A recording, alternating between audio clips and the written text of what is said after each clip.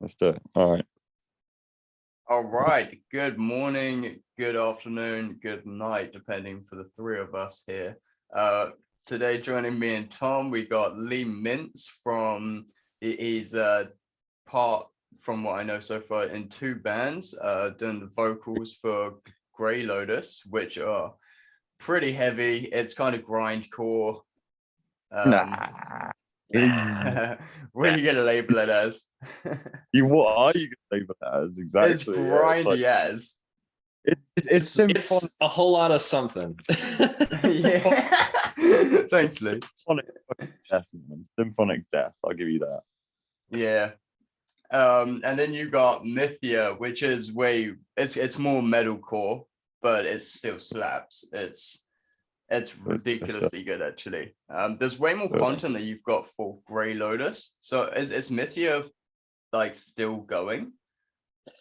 That's a fantastic question. So since last time Mithya played a show, I lived about 1,600 miles away from where I currently do. And all of my bandmates from Mithya still live back there.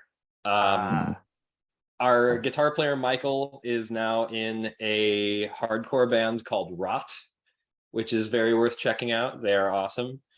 Our bass player is a traveling blacksmith. Sword salesman. Yeah. That's cool. Yeah. That's cool.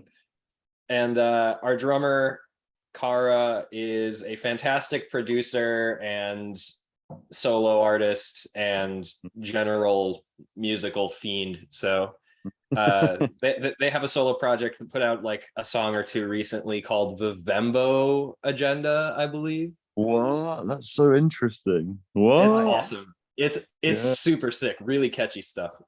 Oh yeah. Like if you forward that to either me or Tom, we'll like add that with the shows then. But well, we can check it out, and anyone interested can look at it as well. Yeah, I will. Cool. I'll send one of their songs over to Tom this way, now. and I'll send it over and then easy. Yeah. So there's one of Kara's tunes. You guys have just released a new album for Greylotus, the Dawnfall album. Yeah, back in July. July 9th, I believe, was the release date. But we, I guess, technically dropped it a little early because we smuggled a container of our CDs with us over to Tech Fest, and we're slapping them out over there. So you guys got that album about a week early. Hey. I might have snagged one of those. Yeah, I might have had to. May have just, yeah. I can remember a strapping young lad coming up to the merch booth. With a lovely person, lovely lady who wanted a t-shirt too. So there you go. Yeah, there.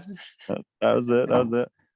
Yeah, so you got one album for each band out, and then some just like singles going. Yeah, both bands, I guess. Mithya has like 2 EPs that are available. One is like 5 songs, approximately half an hour long, and then there's the second EP, which is 3 tracks, 15 minutes, but it's technically all one song, quote unquote. Uneven structure. I was thinking of the A Separation album, which the first EP. 6, the 6 songs. And I was 5 songs and a breakdown track.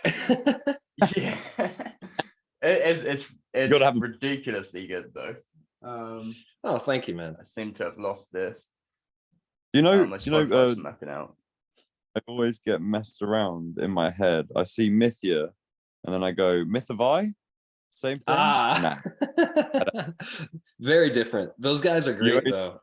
Yeah. Jennings is crazy, right? Jennings is a wild boy. Yeah, he's a magic man. He's so fucking good at guitar, man. Crazy. Yeah. Terrifying. You've got like most of the catalog that I'm seeing is just ridiculously heavy metal, which, don't get me wrong, me and Tom are both very much into. But what, like, is that your main focus, or do you have any other side projects as well?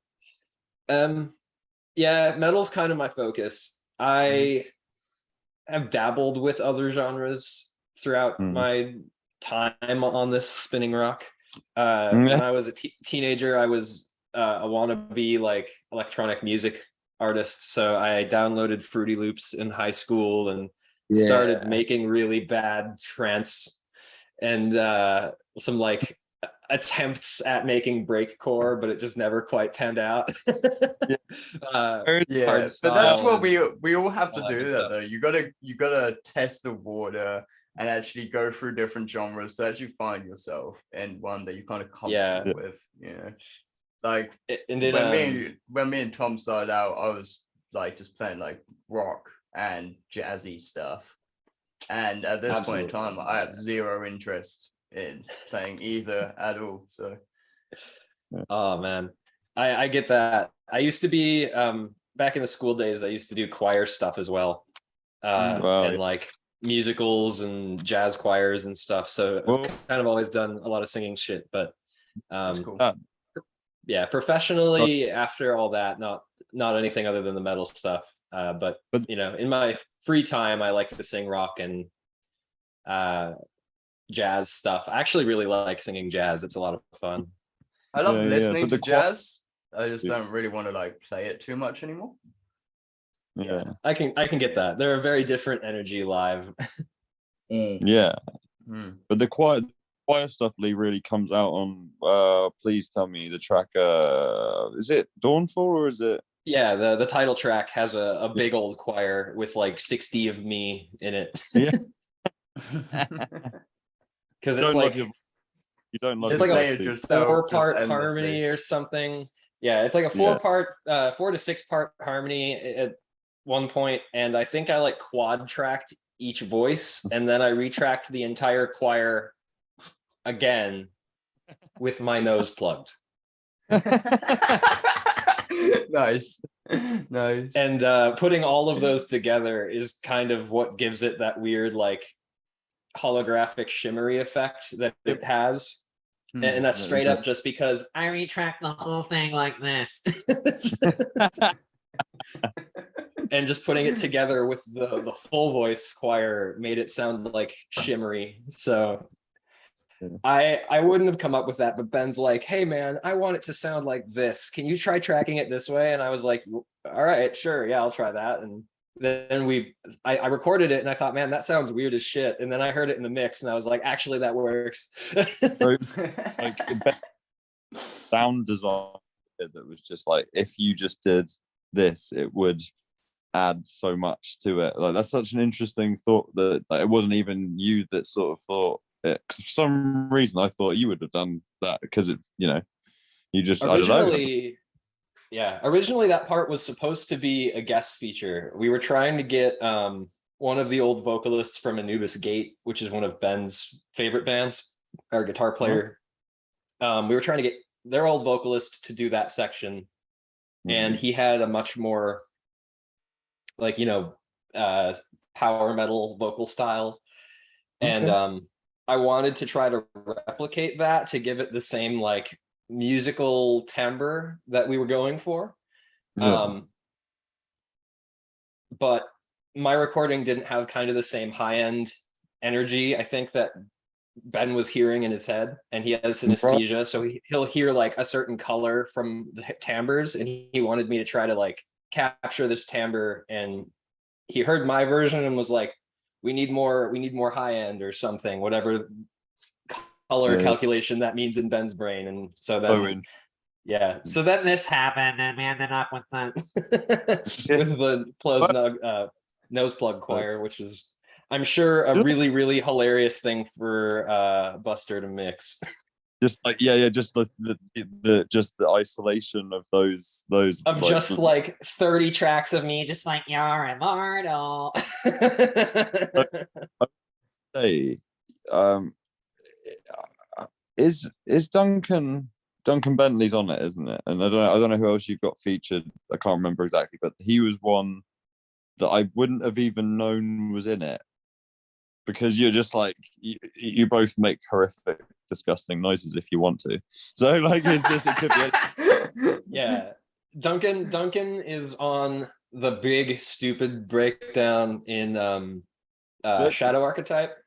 Yeah, but the meme video that got banned. Do you remember what happened? Who put there was that video that someone put up. Yeah, no, we took a video of a fight of like a street brawl that broke out in a Chuck E. Cheese on Instagram with just the breakdown from that song on top of it. Yeah. And Instagram deleted it and like gave a strike to our Instagram account or something. Yeah. For like promoting violence. Yeah. And that happened, like it got to like 1 million views and then like instantly got stricken. I was like, shit. We tried. We did a meme. We did a meme and we got hurt for it. Yeah. Which as Greylotus, like, have you played with any noticeable bands? We did, well, back in 2018, we didn't. 2019, right before the pandemic, we did the Abiotic comeback tour. So the crazy. First little tour that they did after their hiatus, we did a run with them. Was Killian on? Yeah, he was. It was nice. It was good to spend time with K-Boy. Yeah, man. He's one of my sweetest, like, favorite people ever. I love him so much. He's the absolute best. 100% golden boy him. Bunnies and Corgos, that's my dude. But yeah, those dudes, God of Nothing and Cognitive were on that tour. Oh, cool. Cognitive were dope. Nice. And then we just did a run with a couple smaller bands. Well, we were gonna do oh my god, I'm completely blanking on this band. Didn't you? That's all right. Are you talking over here or? What's up? Are you talking about bands that you did in America or over here? Because you met Pound over here. Yeah, I'm trying to remember. There was a band that we were supposed to tour with. I cannot remember the name of this band right now. It's absolutely escaping me. But the guy who plays saxophone live with Rivers of Nile has another project. Burial in the Sky. That's the one. We were supposed to tour with them, but they couldn't make the tour, so it ended up just being us and our friends in a band called Alika. Cool. And they were good. It was a great time hitting up the East Coast with them. And we did that right before we flew over to the UK to go play a couple shows with Pound. Yeah. And off to Tech Fest from there. Pound are workhorses. Oh my god. Pound is most definitely a fucking. Like what? Just a fucking. Yeah. Yeah, okay. I'm going to check Pound out because I do not know them guys. There are two. Yeah, Pound is the kind of band who, like, they're a two-piece. Their guitarist plays like a 9-string and runs it through both a guitar and a bass amplifier at the same time. And their drummer plays 2 drum kits stacked like next to each other. One of them has like a regular sized tear and a snare and like a small floor drum. And then he'll like swivel over to like a tiny snare with an absolutely massive floor drum for like grindier parts. And it's just like, he'll just like swoop and swivel over and just start going ham over here, swoop, and just it's the most volume I've ever seen a 2-piece put into the world, like, ever. Dude, amazing. I'm gonna check that out later. There's a video somewhere on the internet of the Pound guys and all of the Greylotus squad. We were in a bar in London right after we finished like our set, and someone put on Counting Worms. No, someone put on Counting Worms by Knocked Loose over the speakers at this bar, and then every single one of us just started crowd killing the random people in this pub. It was fucking excellent. There's footage of that somewhere. in there, man. Because if I hadn't have been working the next morning at Tech Fest, I would have been at that show. Like no doubt about it. Like you got to see the better show. To be fair, that whole night was kind of a weird, wonky little train wreck.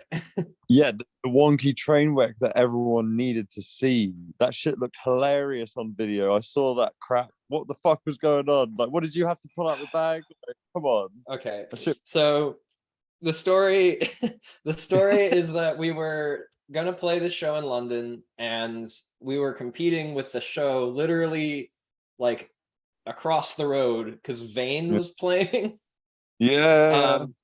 So we were already down to have like a not well attended show because of the competition literally next door, and our local bands dropped, so we had a time slot to fill, and we were like, fuck, what are we gonna do? So we just said, fuck it, we're gonna do a test run of the Drusive set, and also we're gonna have Wormhole, which is half of Greylotus, just go on stage and play Wormhole songs. So like so Sanjay and Matt go up there with their guitar and the drums, and they just get ready to play some Wormhole slams, and then there's just a microphone, and we're like, this, welcome to Wormhole karaoke, like if you want to do noises, here you go. So There's a band and shit that night was just golden. Yeah, Ben had a turn at it, I did a turn at it, Drusif did vocals for a minute. We got the promoter of the show to go up there, and he started yelling about like sandwiches or something. Yeah. It was a great, really weird night. So the Wormhole karaoke was a genuine success. The Drusif set though was like an absolute fucking train wreck. Like nothing went the way it was supposed to. Well, you can always get what you want, can you? Innit? Yeah, but we didn't have a full run through of the set ever before that. So like Ben and I had practiced it a couple times, but Drew is like prepping for Greylo stuff more than the Drusif stuff. So we didn't get a full run through with him until literally the first time we practiced it as a band together, the three of us that was doing that performance was at that show in London, and it did not go well. But you know what? You pulled out the bag on Thursday, mate. You did. You pulled out the bag on Thursday. The day after, you guys put it together and still smashed it out. So why not? I think the train wreck day put the fear into us. So we like spent the whole morning that next day, like in the green room, just literally drilling the set. I saw Drusif, like, I had the whole morning shift, right? And I was sat on the artist bit on the green room. So I saw you guys, I saw Drusif mainly going in and out and being like, right, I need to do this, and this, and this. He was so regimented with everything. And it was just so like, it's so crazy knowing him since 2014 now. 8 years, man. That's crazy. Like I've seen that guy walking through looking like a Michelin man with a bottle of whiskey in his back pocket, right? In 2014, years ago. And then this year, he's like walking through, he gives me a hug, he's like, hey man, how you going? And he's walking off, and I look around, he's got like a big bottle of water in his back pocket. And I'm like, right, he's definitely doing something like very serious. Like, Drew hasn't been drinking as much. That's he was a big old waterman this year. I think after the performances, he did have a couple beers, but his drinking definitely has changed a bit. Besides Drew, Ben drinks enough after those kinds of things for all of us. I would say that, but Drusif doesn't lose the energy. He's still there going around. Bum, bum, dang, bum, bum, dang. Oh man, the fucking dig train. Dig. I can't remember. Wasn't it Drusif which came to Camp MEyou at Tech Fest? Yeah. What did he do? I was pretty out of it. He was doing something with Ben. He was singing something with Ben. It was probably Dig. It was probably Dig. It was hilarious. I just remember that much, but Jesus Christ, we were all whacked out at that festival. That was 5 years ago now, man. That's 5 years ago, over 5 years now. Yeah, I mean, I've been over in New Zealand for like 4 years. So 4 years now. Yeah. No. It's Yeah, crazy, long man. time. Yeah, no, just Yeah. time goes quick, yeah. Yeah, it does. Yeah. Yeah. All right, I need a Europe tour. I've been stuck Let's in go. this island for ages. Yeah. Out in the Come middle on. of nowhere. Come on. Yeah, where's the rest Get of up. the world again? Steal one of those flightless birds and use it as a buoy to swim across the ocean. I mean, it's pretty choppy. It's quite a distance between New Zealand and the rest of the world, man. Okay, fine. Get 2 of those flightless birds and you'll have twice the flotation. Oh, yeah, that's true. Yeah, that'd be all right. It Right, might take they a while. swim- You know, it takes like to fly to Australia, which is the closest country to here. It's about like 4 hours to get to the Yeah. closest part of Australia to New Zealand. So like the map does not do it justice in how bit like the distance, because from one side of Australia to the other, it's 4 hours. So No, we're it's in not. Australia or away from Australia. Yeah. I don't know about that. I think it's longer than that, man. Because Australia is big, and if you're gonna fly from like Perth to Brisbane, that's a trek. 4 hours. Is it? That's a long time, man. Like that's longer than it would take for you to fly over all of Europe. But you think What? But, Yeah, you can fly from England to Turkey in about 2.5, 3 hours. Okay, I'm used Yeah. to like It's a American 4-hour scale, flight from where like UK a to 4-hour Egypt. flight. A 4-hour flight does not get you across the US. So I'm like, what do you mean? Take no, a of course look. it doesn't get you. Is the US that much bigger than Europe? US is Yeah, big, bro. Europe is tiny, man. The map is like fake. like Okay, I was right though. The flight time from Brisbane to Perth is like almost 6 hours. Oh, Wow. okay. Yeah, that is longer than I thought. That is crazy. So, That's yeah. nuts, dude.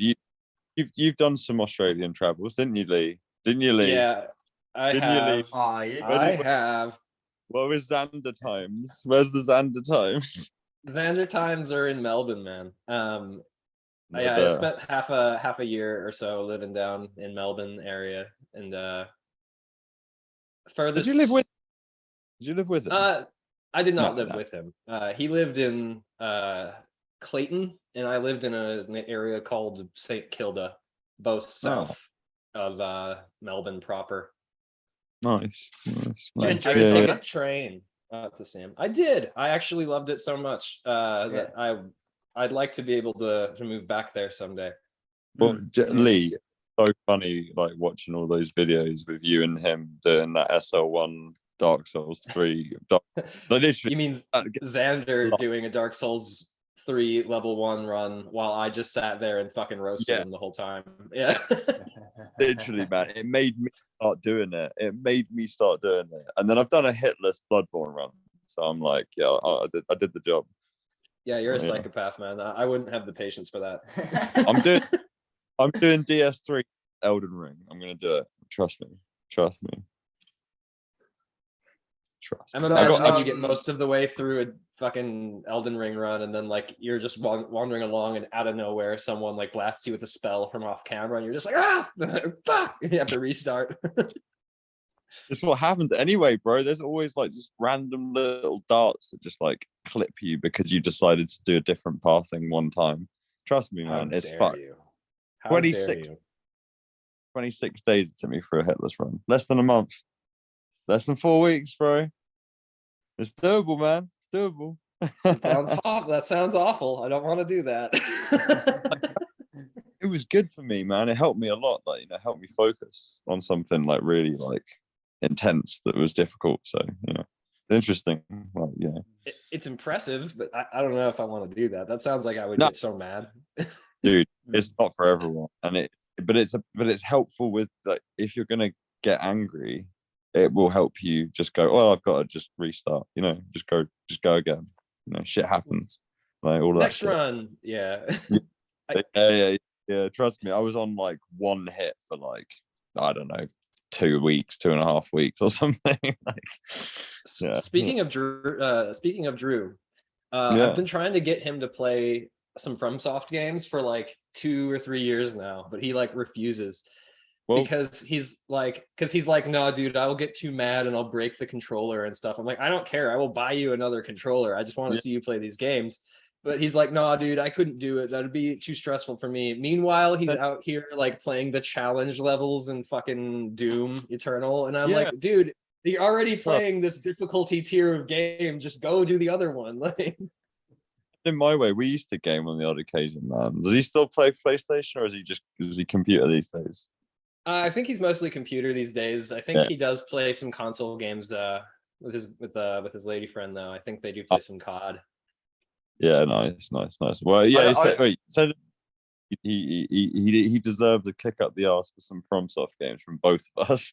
I'm gonna, if there's anything within my power to get Drew to play some FromSoft games, I will make this happen if it's possible. Tell him Deadson's done a hitless run, then send him the thing and just be like, bitch, and just do it. I don't really play many games these days, but I've got one downloaded on my computer, which I'll challenge myself to play every now and then. And my computer's like small; it doesn't have much power. So it's RimWorld. Have either of you played RimWorld? That sounds dirty. Yeah, it's not dirty. Is this a rim job simulator? Nah. That's what I thought when my friend first told me about it. I was like, man, that sounds fucked up. What are you trying to get me on here? It's kind of like a little bird's eye simulator, kind of like Sims, but you get them to all do different jobs. You're like colony to build society, and it is an absolute train wreck where basically you'll play for like 3 hours and you'll finally just start to get something, and everyone dies of malaria. And you're like, what? It's like how did they die of malaria? Like, what? There's no prevention in this game. Which I could have done. It's hilarious. It like Sim City, but pandemic kind of thing. It's not pandemic. Like it's a survivalist. Like you've got like you start with 3 people in a plane crash, and you've got to build a like society for them. But they freeze to death if they're in a bad location, or they get too hot and die. They need constant food.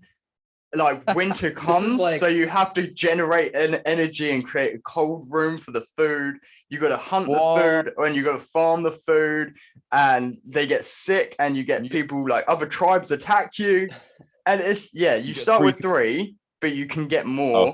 But it's so hard to get more. You have to build a prison, and you basically have to like beat the shit out of people. And then like capture them, and then like starve them, strip them naked, and just treat them like a bitch until they join you.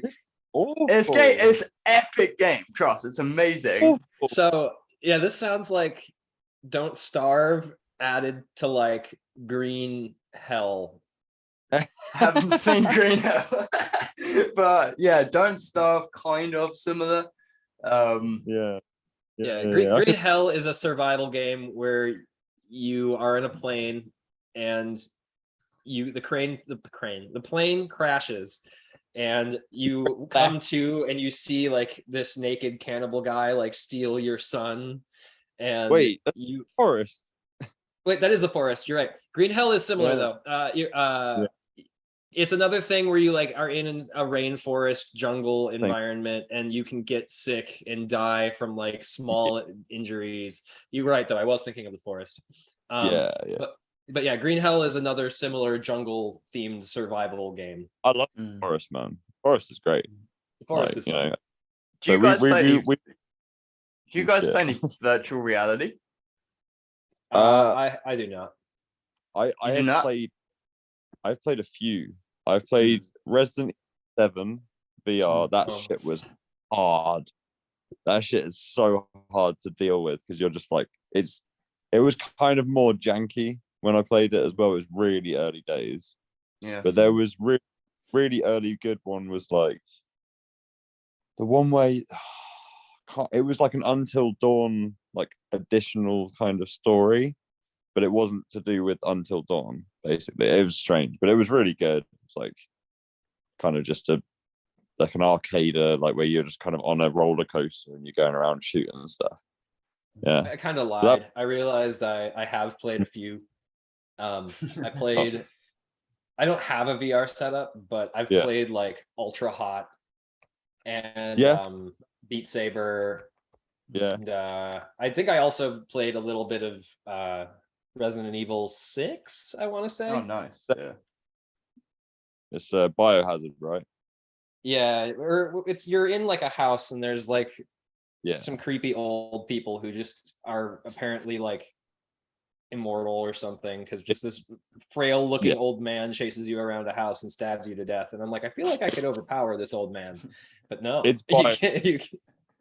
Yeah, it's a deep, hard to do fucking on VR, man. Like I don't know when you tried it, but I want to try it now that PS5's out and you've got like the newer kind of VR shit as well going, right? Because it makes sense that it'll be at least. I think I tried it in 2017 when I was in the UK.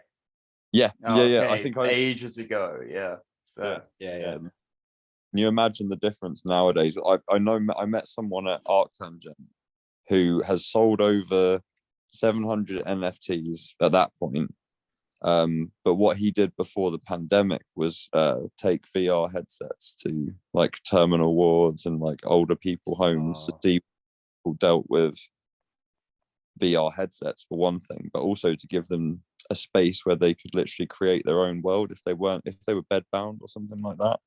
You know, that's actually a really cool thing to do, man. That's really nice. Yeah, it's beautiful, isn't it? I was doing my degree, actually, I think I was taking this class in Melbourne on video game design, and there was this guy who came to speak to the class, who specialized in VR stuff for elderly people, and they actually found that it when they were able to get elders who had like physical mobility problems to interact with the VR space, that it made them really happy because they didn't feel as confined. Stimulation, isn't it? It's serious stimulation of mind that they deserve and need to keep their brains active and like not losing.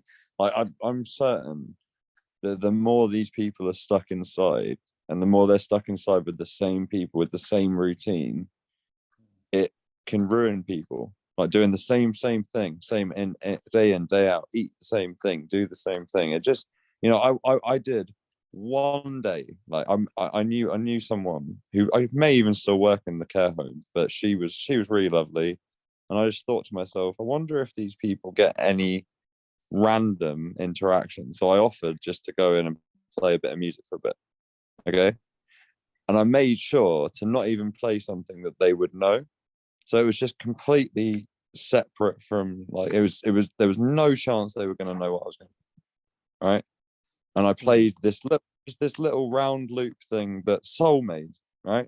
You guys both know Soul, okay? But I played one of his tracks pretty much on a loop on an acoustic guitar, just playing, and as soon as I played one note, this one person just lifted up and like just sat up in their chair and was like, "Oh, that was nice." Literally said that as well. It was one note, and then it just, people started coming out of their shells in little pieces. There was one person who was completely catatonic there, but maybe it still was something for them because it was different. Like you just don't, you don't know what you're doing with music, really, do you? It's crazy. It's a magical thing. And then I sort of made the person that sort of gave me the job kind of idea. It's not a job, I wasn't getting paid, but that gave me the gig kind of thing. Like she was inspiration for the music therapy stuff that you've been doing. I mean, I guess it was sort of a starting point, but like the funny thing was that she'd done it and she does music and she's quite like kind of reserved. And then I sort of went, oh, well, maybe she'll know something that you guys actually know. And then it made her start playing the guitar, and they were all just like, oh, listening to you is so lovely. And it's like, because she just goes there to care for these people, but she's a really good singer and a good guitarist as well. You know, you kind of put them on the spot, but in a nice way, like kind of thing. Like, go on, just God, you gotta get out. It's like getting someone to do some karaoke or something. Like, go on, have a laugh, have some fun. Like, you know, it's nice. It's a good time, man. You could kind of like imagine in a really funny way if like you go to a care home and you're gonna like go and shock them with some music, you know, like get them out of that routine. You're just up there playing some, I don't know, like a Sire cover or something, you know, some Phil Jarder dagger kind of thing. But this is the just funny go thing. up there and just start playing harsh noise, like yeah. Let's go with fuzz and fucking overdrive pedals only. Yeah, acoustic guitar, fuzz and overdrive pedal. That is like not maximum feedback. Yeah, amp worship only. No, you don't even have to play any notes. It's just feedback. Yeah. We'll get hats back. Yeah. You're only allowed to touch the guitar strings with a mallet. Yes. That's Silent Shepherd. Did you guys ever see that video of the guy who's got like a fucking like a vibrating dildo and he's playing his guitar with it? He's just using it to play like tremolo.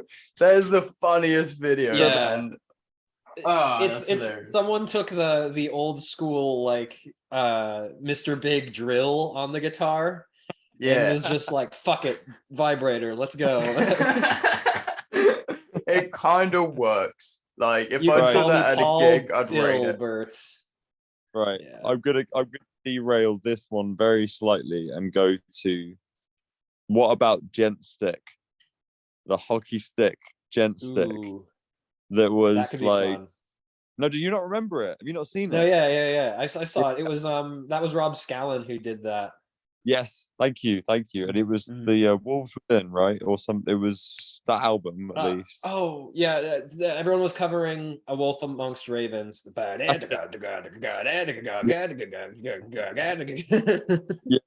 dude. By the way, R.I.P. Justin. Fucking massive love on that guy. Like I cannot. Man. That was one of the most shocking things that ever happened, and I will never forget hearing that song for the first time before they released it in 2013 at Underworld with Monument and the Harp Machine, weirdly enough, who were that I want to back fucking Ever Forthright for pulling that set out the bag, because Ever Forthright rinsed that set and it was incredible. Chris ended up with Monuments after that. Like that show was like that tour was iconic for that scene. Man, you know, I miss Ever Forthright. That first album was insane. Well, they're about. I speak with Nick on occasion, dude. They're still around, and he's doing other stuff. Larandy, yeah, or however you pronounce his last name. Yeah, he's still doing stuff, man. Oh, that's good to hear. He's an insane fucking guitar player. But he's got Stimpy Lockjaw, if you know them, or okay. I don't think so. Stimpy Lockjaw is the reason MEyou thing. So look that up. That stuff is what the one. But he's also started a thing called I don't know if it's spelled NOE band. Okay. No way. No way band, or I don't know. Yeah. So, right? I don't know. Way band. But like that stuff is more like MEyou. It's him that he goes in and improvises, and then other people improvise along to it, and like or they do it all at once. I don't even know. But that's another band he's doing. So he's doing Stimpy is kind of like progressive, jazzy, instrumental. What? But it's structured. It's not just instrumental. They've got Asteroids, don't forget. Oh yeah, they do. Yeah, true. Yeah, but mostly the album is mostly instrumental. Yeah. So hey Lee, I'm feeling at this point we should probably share with any listeners some of your actual music if you're cool with that. Yeah, absolutely, man.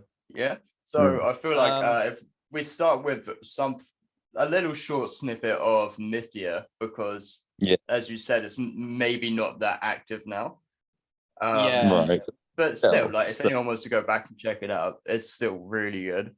And then we'll play something of Greylotus after, Yeah, that sounds good to me. Feel free. If there's any song you have pulled up already. I was gonna do Advent or Extinction from the Of All album, but is there a particular one you want to showcase? Yeah, I think Extinction is probably a good shout. I think that's a good song for that band. Was actually, I think that was the second or third tune we ever wrote as a band. Wow. And that's so cool. It just never got fully tracked and released until some years later when we got Drusif actually to do the mixing and mastering on it and helped capture what we were trying to get. Okay. So this is mixed by Drusif, huh? Yep. He after I did some tours with him, was still doing Mithya as the primary band for me, and was like, "Hey, buddy, do you want to make my band not sound bad?" And he was like, "Yeah." Wait, Lee, was this before? When did you start doing stuff with Drusif? Sorry, just real quick. I was interested. 2017 was when we first started working together. Yeah. When we met as well. Literally we met at the tail end of what had been like a month of shows with Drew. Yeah, for sure. Yeah, I'd been watching that kind of stuff happen through Drusif's page, and then sort of like following you after like meeting you and having like our grand old meet. You mean the one that I barely remember from having been way too smashed at that festival? Yeah. You were like having a spliff at my door, and I was just like, man, can you just? I really want some, but can you just move away from my door, please? Because of the horn. Remember the horn down the fucking back alleys, or do you not even remember? Oh my fucking god! Yeah. That was a whole thing. Yeah. My horn was going, and Drusif was singing the same note, and he just could not stop laughing and singing with the horn, like, well, your horn was broken, so of course we pulled into TechFest as the Americans properly should, as loudly as fucking possible. Just really introduce yourselves. We've arrived. Americans at like 3 a.m. no less. Yeah, it's just horn blaring, people coming out of their tents like, who the fuck? And then they just see Drew and they're like, oh, the Americans. Yeah. Their entrance, they made this. All right, man, here we go. Extinction. Do it.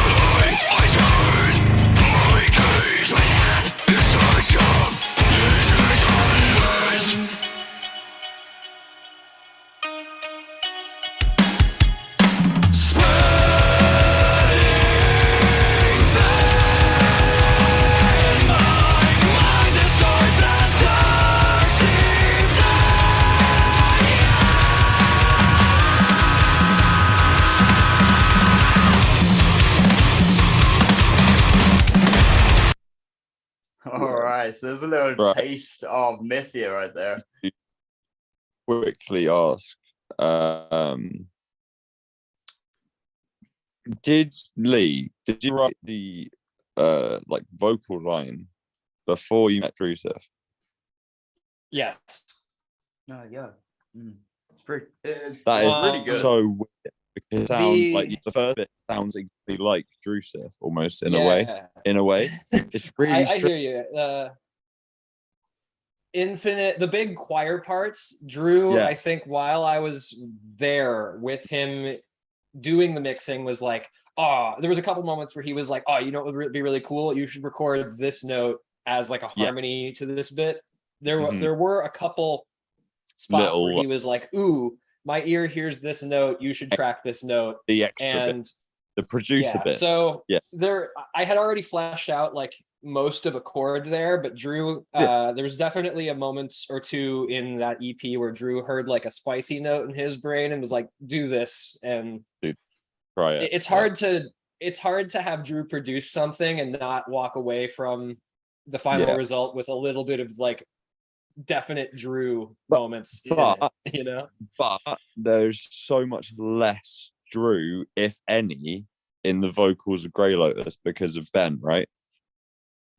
Because Ben's there's literally some Drew in a couple of the choirs on the record. Oh yeah. Okay. Yeah. All right. Okay. Like physically, he tracked some notes for those choirs. No. I mean, like that's what I meant. But even with Drew in it, it's not like a Drewsif sound. You know, even though he's produced it, even though he's in it, it's a Greylotus sound instead of that kind of tinge. If that makes sense. I think I get what you mean in that it's not. It doesn't feel like the same kind of choral approach, but yes, I can tell you that there are definitely still. I think there was literally one choir in the album. I don't remember which at this point, where I was having a hard time. Yeah. Like orchestrating it, and then Drew straight up just like wrote out MIDI of what the choir should be and sent that to me. So I just tracked what the MIDI did. Yeah, but that's cool though. That's good. Like, you know, that's input, but that's also still like that's expanding his input more than like he's putting him in it. But it's not. It doesn't sound like Drewsif's got like a tinge in it. It's just a Greylotus sound instead of it like you're all part of it. You know, you've all got such a big part to play, each of you. Like, and you're also definitely a very like a hyper collaborative project, and that's one of my favorite things about it. Actually, is that you can hear bits of everyone's input. I think in a very crystallized fashion, where there's moments that like speak to the creative input of each member. Without anyone's voice becoming too powerful or lost.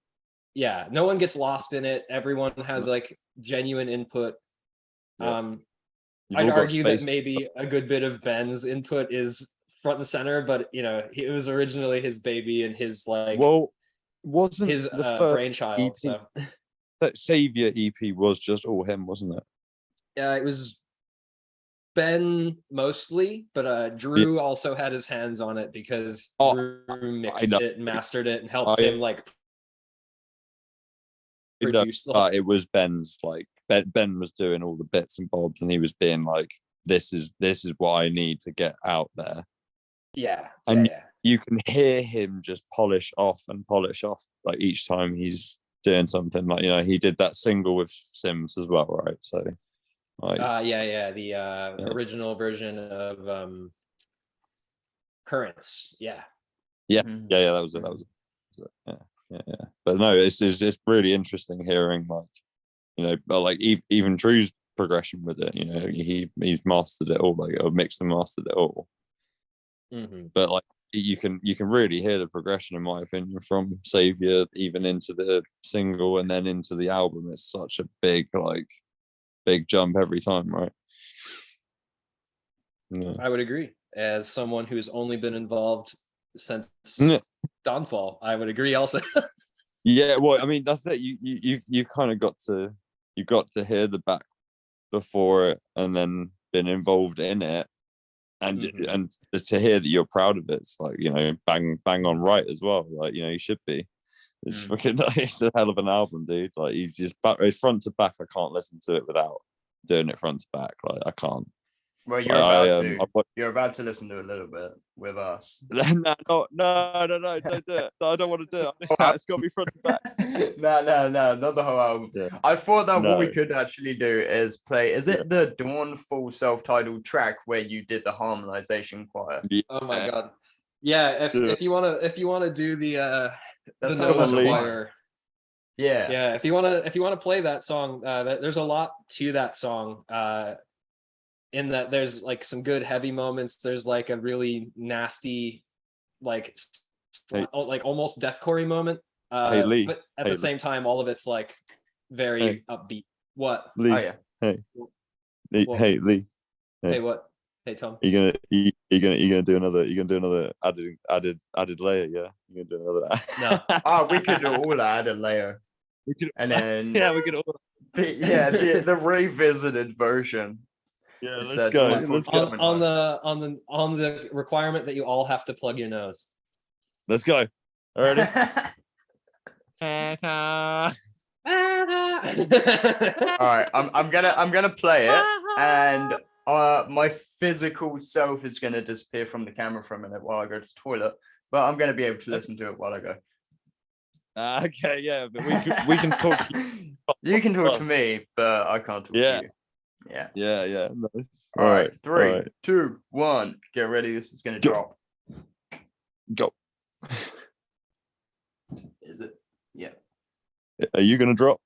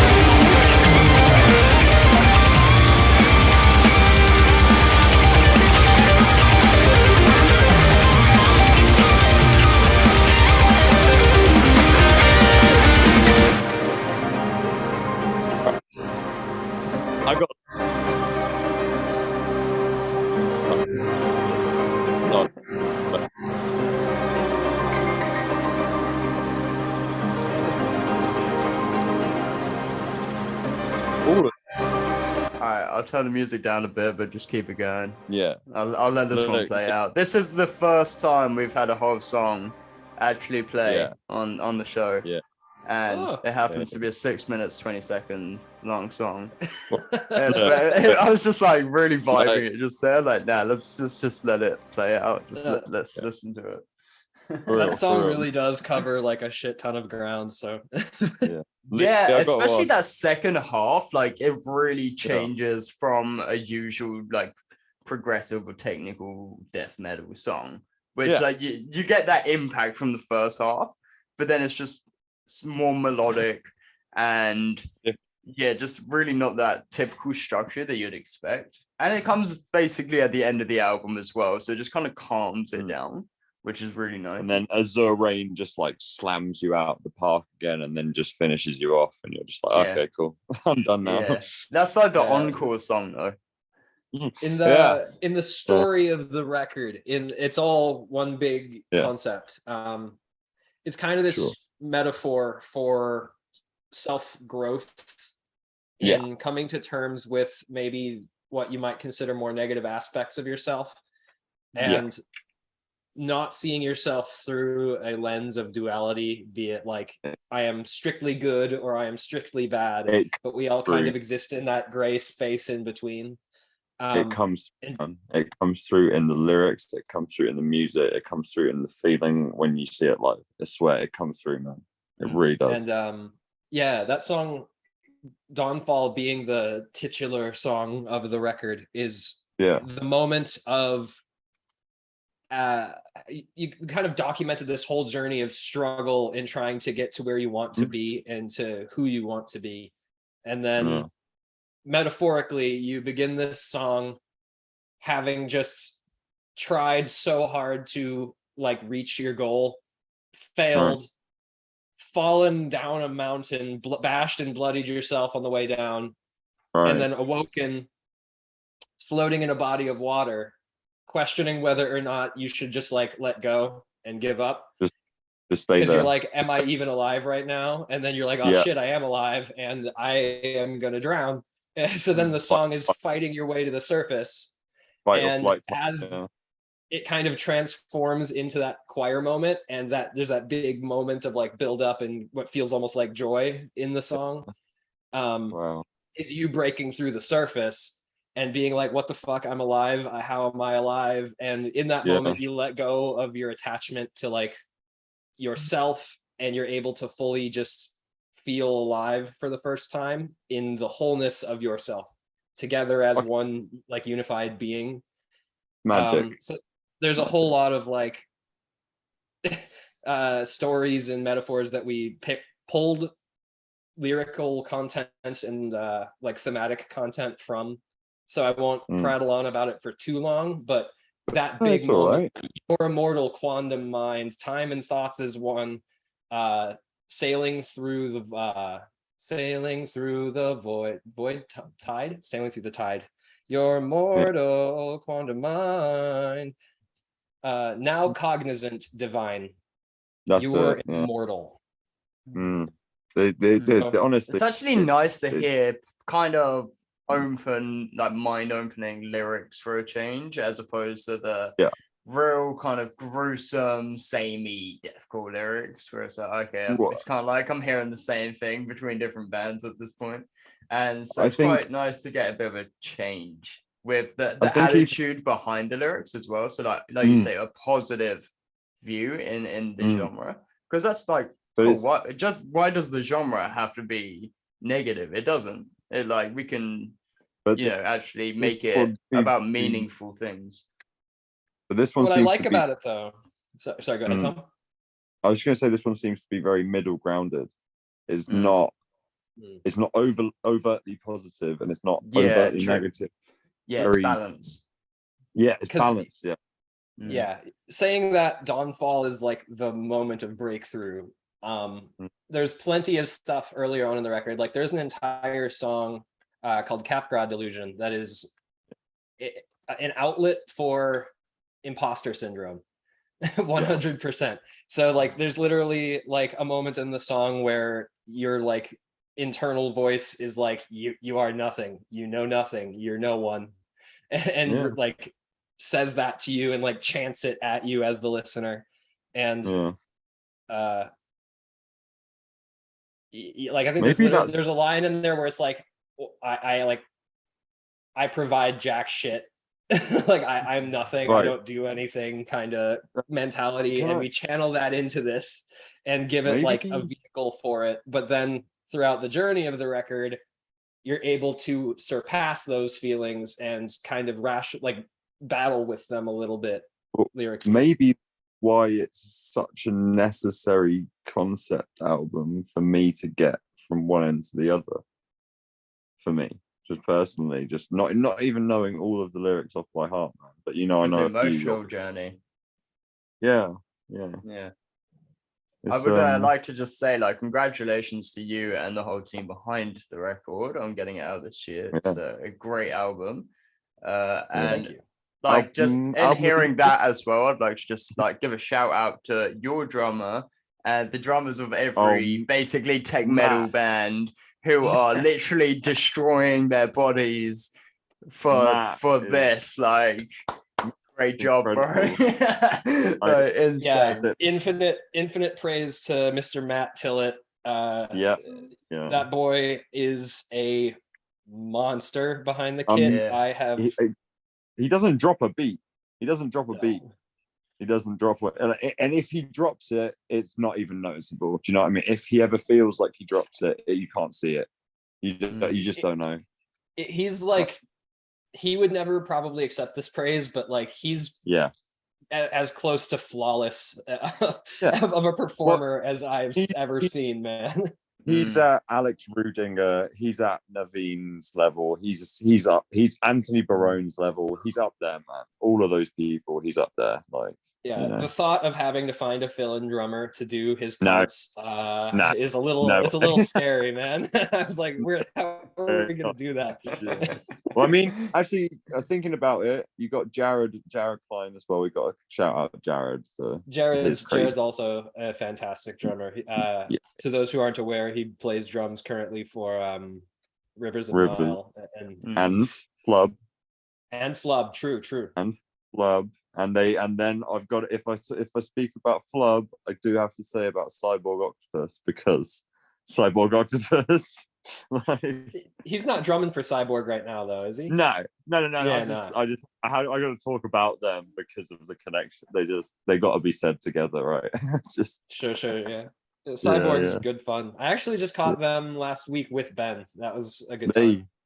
I did. I saw the little clips on your story or something. So that's where it come in. Yeah. Very fun live band. Were they playing with Wormhole, or was that a different gig entirely? Different gig. They were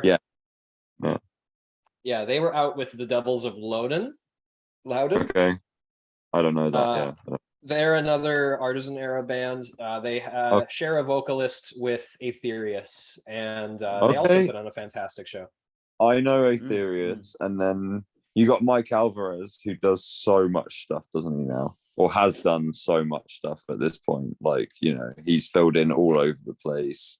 What a guy. Like, he's like if he's not doing that, he's on the road doing like photography and fuck knows what else. He's a very busy man.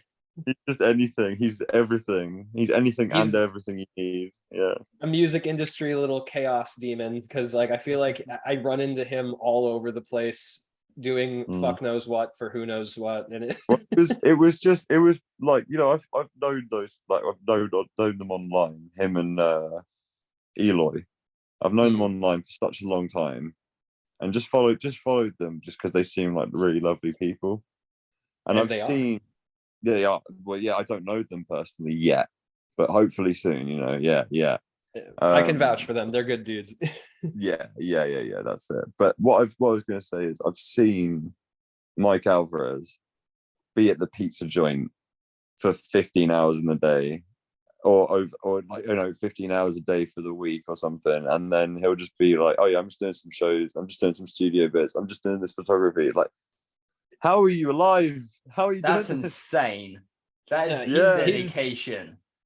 he is dedicated. He's on the road so often that I think like he's currently technically, I think he's technically homeless, but not because he couldn't have a place, but because he's constantly doing so much shit that paying rent wouldn't make sense. So one other guy that reminds me of that a little bit is Bill Oberend. What's his name? You know the guy I'm on about, please. He literally does merch for everyone. Are you talking about Billy? He does merch for the Contortionists, and I think he does Veils merch too sometimes. Yeah, he's doing Offspring merch now. He's literally doing everyone. He's doing everyone's merch, dude. He's literally because he's a workhorse, dude. I saw him on one tour. He was meant to do merch for one band and ended up doing merch for like 3 all at once. Just because he was there and he was like, yeah, I got my laptop, I'll do it. He was just there, like, just smashing it out. Like, you know, me and Ash sorted him out when we were in Euroblast one year, and he just came out and just, we spoke up. He was lovely. He's a lovely, lovely man. Like, you know, just, he was there for everyone else as well as himself, you know, which is great. If you can do that, that's a pretty special thing, I think. If you can do that much for everyone and yourself, like, that's good. As long as it's not like as long as it's still a healthy balance, and that's what I'm saying. You're not there's no like mental or physical toll. Well, which is Ash and me sorted him out. We came back, and like I remember Javier was on a call for like 3 hours Javier from Animals was on a call for 3 hours doing an interview. And he just finished the call, and I was smoking like this little smoke. And I was like, "Oh, do you want a little bit?" He's like, "Go on, a little bit, just a little bit, you know." And then Billy came out with one that I've never seen something so thick and perfectly pure. I was there like he went around like 10 people for like half an hour or 40 minutes or something crazy. I was like, "How is this happening?" Yeah, man, it was really funny. But no, he was just there, like I thanked him and sort of gave him a handshake and was just like, "Mate, this is like, you know, this has really sorted me out for like the whole fucking day almost," because I'd been rationing so much because I was in Germany. Like I didn't want to have to keep trying to fucking sort stuff out in Germany when it's not, you know, not really cool. But yeah, it was legalize it. No, okay. What a guy, yeah. Come on, it's 22. It's 2022. Come on, legalize. You guys, let me touch my plants when I want to. You guys keep your hands out of my garden. I'm going to touch your plants. I'm going to touch your plants. Give me your plants. I want to touch your plants. All right, and that is the perfect way to end the show. Thank you very much for joining us today, Lee. Yes. Unfortunately, I actually do have to leave to go to a day job right now. So we are ending the show with legalize it. Legalize it. All right, well, it was great to have you here, man. It was great to listen through all of the new Greylotus album. I checked it out on Monday. I was like, whoa, this is insane. This is intense. Yeah. So I've been looking forward to this. It's a good thing you had a few days. Good thing you had a few days to like digest it and like. Yeah. Well, a whole lot of album. We'll be looking forward to seeing like any more work that you guys are going to be working on coming up. And we'll keep a lookout and we'll be sharing your content. Always. Thank you, man. Yeah. Share it. Thanks for having me. Yeah, thanks for joining, man. You have a lovely day. And you as well. Yeah, we look forward to seeing some more.